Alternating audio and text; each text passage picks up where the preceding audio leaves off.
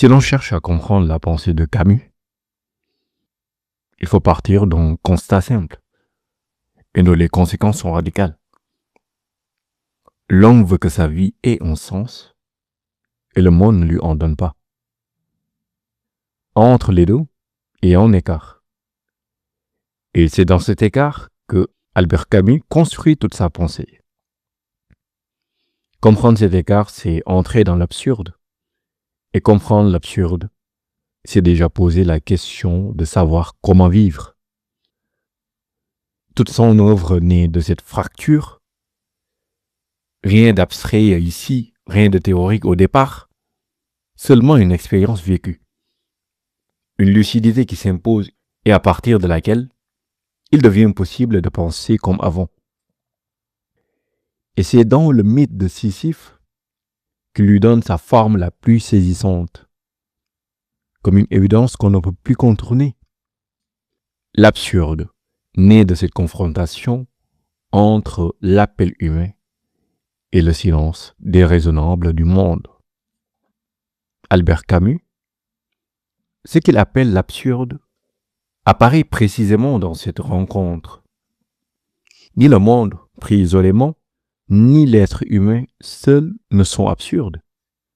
C'est leur face-à-face qui fait naître le problème, la contradiction, le choc, pour ainsi dire. D'un côté, on est être humain habité par un besoin irrépressible de comprendre, de donner une cohérence à sa vie, de trouver une justification. De l'autre, un monde indifférent, qui ne répond à aucune de ses attentes. Et c'est dans cet écart, dans cette disproportion, que l'absurde apparaît. Ce constat chez Albert Camus n'a rien d'accessoire. Il faut le dire. Il est au cœur de toute sa réflexion. Au point que, dans le mythe de Sisyphe, il commence par une affirmation radicale, je dirais même presque dérangeante. Dit-il, il n'y a qu'un problème philosophique vraiment sérieux, c'est le suicide. Juger que la vie vaut ou ne vaut pas la peine d'être vécue, c'est répondre à la question fondamentale de la philosophie. C'est précisément l'ambition qu'il s'est donnée dans le mythe de Sisyphe, dont cette citation est extraite en cherchant un sens au milieu de l'absurdité de nos existences. Ce choix est décisif. Il montre que l'absurde n'est pas une idée parmi d'autres, mais une expérience qui engage immédiatement l'existence. La philosophie ne commence plus par des concepts, mais par une interrogation radicale. La vie vaut-elle la peine d'être vécue? Mais à partir de là, plusieurs réflexions sont possibles. Et c'est là que l'analyse devient intéressante, parce que Camus construit sa pensée en examinant ces différentes réponses possibles. La première possibilité, c'est de fuir. Autrement dit, refuser l'absurde en inventant un sens. Cela peut prendre la forme de la religion, d'une idéologie ou même d'un optimisme forcé. On pourrait dire « le monde a un sens, même si je ne le comprends pas encore ». Camus rejette cette solution. Il considère que c'est une manière d'échapper au problème plutôt que de l'affronter. Il parle d'un saut, c'est-à-dire d'un abandon de la lucidité. Pour lui, vivre vraiment, c'est au contraire rester dans cette tension. Vivre, c'est faire vivre l'absurde. Là, il s'agit de la première possibilité. Pensons ensemble la deuxième possibilité, qui est le désespoir. C'est-à-dire, si le monde n'a pas de sens, alors rien ne vaut la peine. C'est la logique du nihilisme. Tout est équivalent, rien n'a d'importance. Là encore, Camus refuse, parce que cette position nie quelque chose de fondamental, c'est-à-dire notre attachement à la vie. Même sans sens, nous continuons à vivre, à désirer et à agir. Il le dit d'une manière paradoxale. L'absurde ne libère pas, il lie. Cela signifie que l'absence de sens ne supprime pas notre responsabilité. Donc, ni illusion, ni renoncement, et c'est là que se construit sa réponse. Camus propose une troisième voie, une troisième possibilité. C'est accepter l'absurde, sans chercher à le résoudre et continuer à vivre. Mais attention, c'est important de le souligner, cette acceptation n'est pas passive. Elle implique au contraire une forme de tension permanente. Vivre en cherchant qu'il n'y a pas de réponse définitive. C'est ce qu'il appelle la lucidité. Et cette lucidité a un prix. Il le dit ainsi. La lucidité est la blessure la plus proche du soleil. Autrement dit, voir clair, c'est à la fois nécessaire et douloureux. La souffrance ici devient une nécessité qui nous mène à la justice, au bien et à la vérité. Pour aller plus loin dans sa réflexion, on peut prendre un exemple très concret avec la figure de Sisyphe dans le mythe de Sisyphe. Sisyphe est condamné à pousser un rocher éternellement. Si on raisonne en termes de sens, sa situation est absurde. Il n'y a ni but, ni progrès, ni issue. Il est condamné à pousser ce rocher éternellement. Et pourtant, Camus affirme qu'il faut imaginer Sisyphe heureux. C'est là où se trouve le paradoxe chez Camus. Pourquoi? Parce que, selon Camus, Sisyphe connaît, comprend, il est lucide sur sa condition. Et c'est précisément cette lucidité qui lui donne une forme de liberté. Il n'attend rien, donc rien ne peut le décevoir.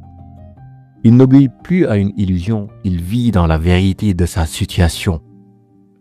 Et c'est là qu'apparaît une idée essentielle. Le bonheur et l'absurde sont deux fils de la même terre. Le bonheur ne s'oppose pas à l'absurde, il prend racine en lui. Mais cette réponse pose immédiatement une nouvelle question. Si la vie est absurde, pourquoi agir? Pourquoi ne pas rester dans une simple acceptation? C'est ici qu'intervient la notion de révolte. La révolte chez Camus n'est pas une révolution politique au sens classique. Ce n'est pas renverser un système pour en essorer un autre. C'est avant tout une attitude intérieure, un refus. Le refus d'accepter comme inévitable ce qui ne devrait pas l'être. Albert Camus le formule avec une simplicité volontaire dans l'homme révolté. Il s'interroge, qu'est-ce qu'un homme révolté? La réponse elle est immédiate. C'est un homme qui dit non. On pourrait croire qu'il y a une contradiction. Si tout est absurde, pourquoi dire non? C'est justement là que sa réflexion gagne en profondeur. D'un côté, l'absurde semble tout relativiser. C'est-à-dire il n'y a pas de fondement absolu à la justice. De l'autre, l'expérience humaine montre que certaines choses sont inacceptables. La souffrance, l'humiliation, la violence gratuite. Et là, la révolte naît de cette contradiction. Camus le dit autrement. La révolte naît du spectacle de la déraison devant une condition injuste et incompréhensible.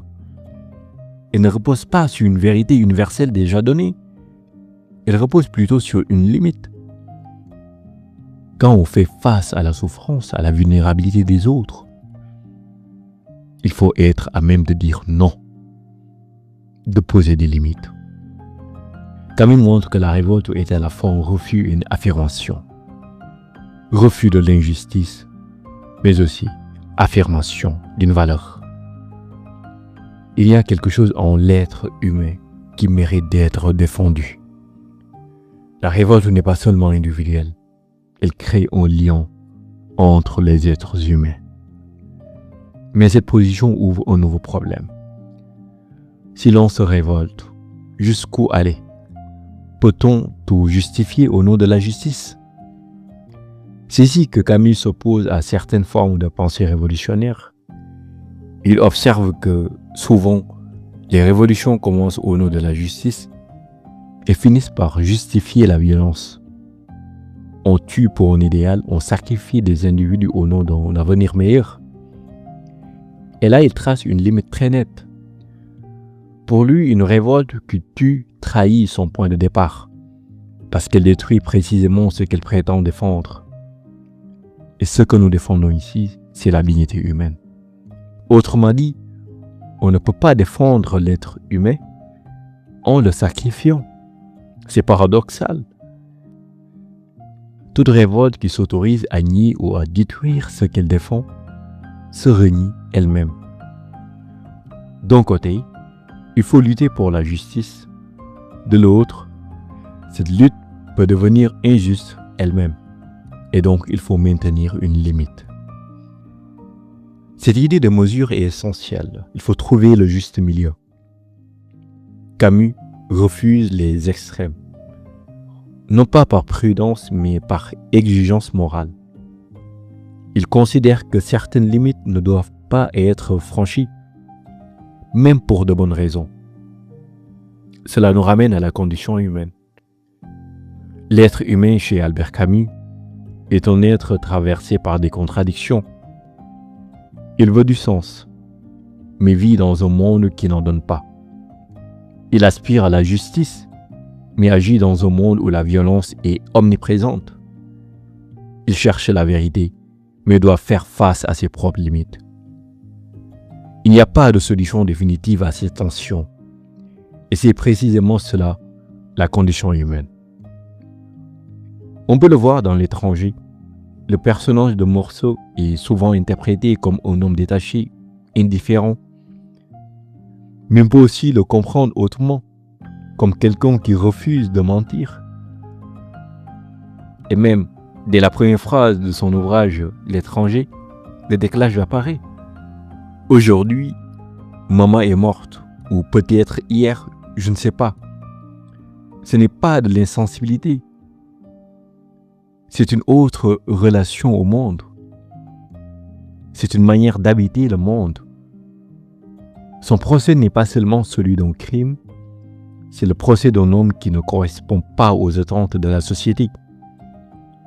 Ce qu'on lui reproche, au fond, c'est de ne pas jouer le jeu. Et dans la cellule, il atteint une forme de lucidité. Dit-il, j'ai compris que j'avais été heureux et que je l'étais encore. Même face à la mort, il y a une forme d'acceptation de la vie. À ce stade, on peut résumer la logique de Camus. Il part de l'absurde, c'est-à-dire le monde n'a pas de sens donné. Il refuse les solutions faciles, c'est-à-dire ni nihilisme, ni illusion.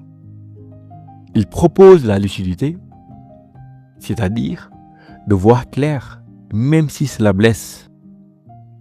Et de cette lucidité naît la révolte, dire non à l'inacceptable. Mais cette révolte doit rester mesurée, c'est-à-dire elle ne doit pas devenir destructrice. Ce qui est frappant, c'est que tout est lié. L'absurde mène à la révolte renvoie à la condition humaine et la condition humaine impose des limites à la révolte. Et au fond, la question fondamentale qui traverse toute sa pensée est simple. Comment vivre? Pas comment penser en théorie, mais comment vivre concrètement dans un monde imparfait, sans certitude absolue. La réponse de Camus n'est jamais définitive. Elle tient plutôt dans une attitude, c'est-à-dire de rester lucide, de refuser l'injustice et continuer à vivre malgré tout. C'est une pensée exigeante parce qu'elle ne donne pas de repos. Elle oblige à penser sans cesse, à ajuster, à douter. Mais c'est aussi ce qui fait sa force. Elle ne propose pas une vérité à croire, mais une manière de se tenir dans le monde. Et peut-être que c'est là l'essentiel.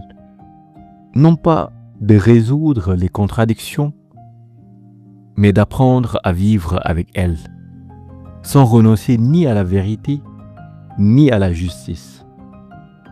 Tout ramène à cette formule.